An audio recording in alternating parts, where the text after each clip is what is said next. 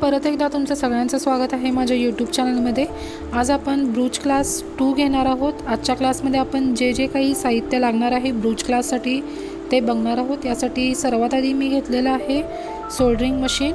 ब्रूच तयार करण्यासाठी आपल्याला इथं सोल्डरिंग मशीन लागणार आहे। तर आपला क्लास पहिला झालेला आहे, त्यामध्ये आपण एक ब्रूच कसं तयार करायचं ते शिकवलेलं आहे, ते तुम्ही बघू शकता। हे ब्रूच आपण पहिल्या क्लासमध्ये बघितलेलं आहे। तर आज आपण जे काही साहित्य लागणार आहे ते बघणार आहोत। ब्रूचसाठी इथे एक छोटी रिंग लागणार आहे 10 इंचाची आणि प्लेन आपल्याला इथं कापड लागणार आहे। व्हाईट किंवा ब्लॅक तुम्ही कोणतंही घेऊ शकता। इथं सुरुवातीला आपल्याला कॉटनचं जे आहे ते फॅब्रिक लागणार आहे ब्रूच तयार करण्यासाठी। तर इथं सर्वात आधी तुम्हाला दाखवलं सोल्डरिंग मशीन, त्यानंतर हे पॉप्युलॉन क्लॉथ याला म्हणतात, हेही ब्रूच तयार करण्यासाठी वापरलं जातं। त्यानंतर आपण बघणार आहोत हे 330 ग्रेडच्या वायर बघणार आहोत आपण। हे आपल्याला फ्लावर तयार करण्यासाठी, लीफ तयार करण्यासाठी ब्रूचेससाठी लागणार आहे।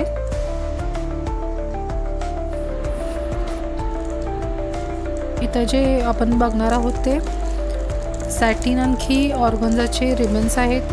यानुसार हे आपल्याला वेगवेगळ्या आकाराचे आपल्याला अवेलेबल होतात, वेगवेगळ्या साईजमध्ये याचे आपण ब्रूचेस तयार करणार आहोत। तर हे आपल्याला परचेस करून ठेवायचं आहे। हे आहे पॉप्युलॉन क्लॉथ म्हटलं जातं याला, आणि हे आहे ते ऑर्गन्झा क्लॉथ आहे। या आणखी नेट क्लॉथ जे आहेत ते मी 2 घेतलेले आहेत। तुम्ही कोणत्या कलरचे घेऊ शकता जे आपल्याला अवेलेबल होतील ते। तर ऑर्गन्झा आणखी नेट क्लॉथ ही आपल्याला इथं लागणार आहे। त्यानंतर आपल्याला सॅटिन क्लॉथ ही लागणार आहे ब्रूचेससाठी।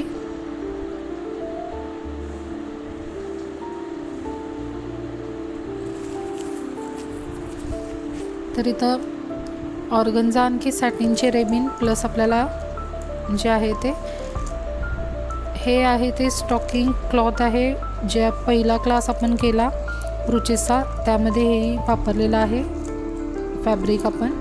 आणखी ऑर्गन्झाचं आपल्याला इथं फॅब्रिक लागणार आहे। त्यानंतर इथं सॅटिनचंही फॅब्रिक लागणार आहे, हेही तुम्हाला परचेस करून ठेवायचं आहे। जे आपल्याला साहित्य मी इथं दाखवत आहे ते तुम्हाला लिहून ठेवायचं आहे, आणखी परचेस करायचं आहे, कारण क्लासेस होतील त्यानुसार तुम्ही अगदी सोप्या पद्धतीनं शिकू शकता। तर चॅनलवरती नवीन असाल तर चॅनलला सबस्क्राईब करा, कारण येणारे व्हिडिओही तुमच्यापर्यंत पोहोचतील। आपण आरी एम्ब्रॉयडरीबद्दल खूप क्लासेस घेऊन आलेलो आहोत। आपली बेसिक आरी एम्ब्रॉयडरीचे क्लासेसची ट्युटोरियल प्लेलिस्टही आपली या चॅनलवरती अवेलेबल आहे, तिथं जाऊन तुम्ही चेक करू शकता। इथं शेल आकाराचे आपल्याला जे आहेत ते फ्लॉवर्स घ्यायचे आहेत। यानंतर याला चार्म्स म्हणतात, हे आपल्याला ब्रूचेस करण्यासाठी वापरायचं आहे।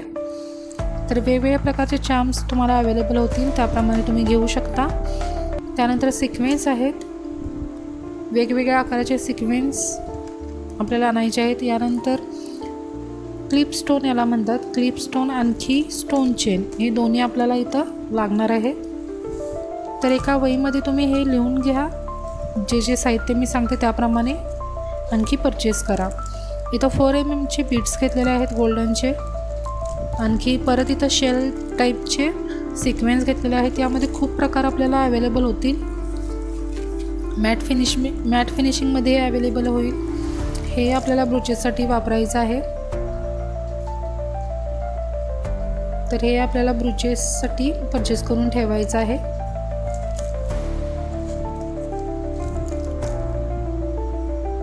सिक्वेन्समधले जे प्रकार आहेत ते आपले खूप आपण बघणार आहोत, त्यासाठी सिक्वेन्स वेगवेगळ्या टाईपचे आपल्याला परचेस करून घ्यायचे आहेत।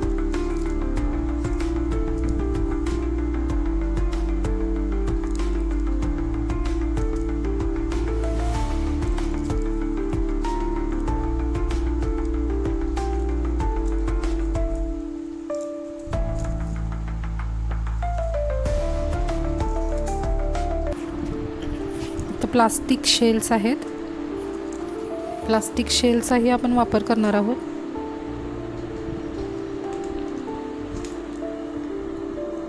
परत वेगळ्या आकाराचे शेल्स आलेत। इथं छोट्या आकाराचे बीड्स आले।